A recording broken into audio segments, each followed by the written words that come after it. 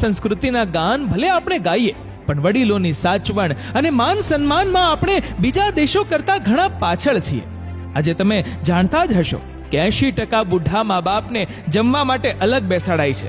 20% મા બાપને સગવડતા હોય તોય ઘરવાળીના ડરથી અલગ રખાય છે.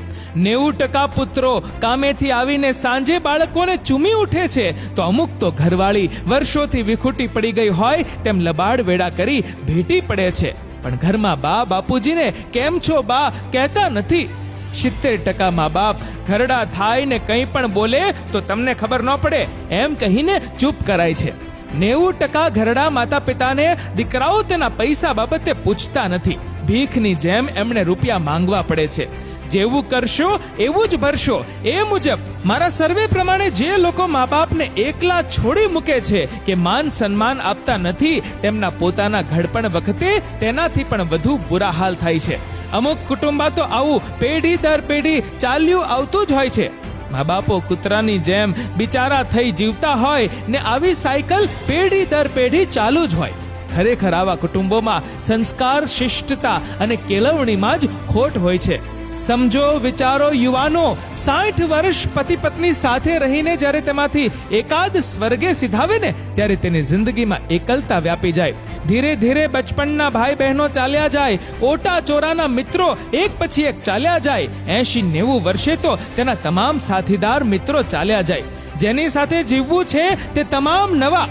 ઉંમરને લીધે શરીર સાથ ના દે, સંભળાય નહીં. ભાષાના શબ્દો, ટેકનોલોજી, રહેન સહેન, ફેશન પળ પળ બદલાતી હોય ત્યારે બધા સાથે સંકલન અશક્ય બની જાય. ત્યારે જીવવું એ જ બોજ બની જાય. માનવ જિંદગીનો સૌથી ભયાનક અને બિહામણો તબક્કો ત્યારે બની જાય કે પુત્રો હરામી પાકે. આવા સમયે પુત્રવધુઓએ પોતાના બાળપણને યાદ કરવું જોઈએ. જન્મથી જ આપણને ખાતા, ચાલતા, બોલતા અને આ દુનિયામાં આટાપાટા જેને ખંત અને મહેનતથી શીખવ્યા હોય તેને જ્યારે જરૂર પડે ત્યારે આટલા બધા હલકટ વેડા. વિચારો, માતા પિતાને તરછોડીને આ દુનિયામાં કોઈ જ સુખી નથી થયું, થવાનું નથી અને થવા પણ ના જોઈએ. કૂતરાના મોતે ના મરવું હોય અને ઘડપણમાં સુખેથી જીવવું હોય તો મા બાપની પોતાના ભૂલકા જેટલી જ કાળજી લો. કેમ છો બા, કેમ છો બાપુજી, આટલા શબ્દો જ તેમને ઘડપણ ભૂલાવી પરમ સુખ આપે છે. જ્યાં લખવું હોય ત્યાં લખી લો. માતા પિતા એ સૌથી મોટા ઈશ્વર છે, તેને ભરપૂર પ્રેમ કરો. કચરા જેવા મેસેજ બધાને બહુ મોકલ્યા. આ સાચું લાગ્યું હોય ને, હિંમત હોય તો આ ફોરવર્ડ કરો. સાર્થક કરી બતાવો જેથી કુદરત પણ આપણા જન્મ પર ગર્વ અનુભવે.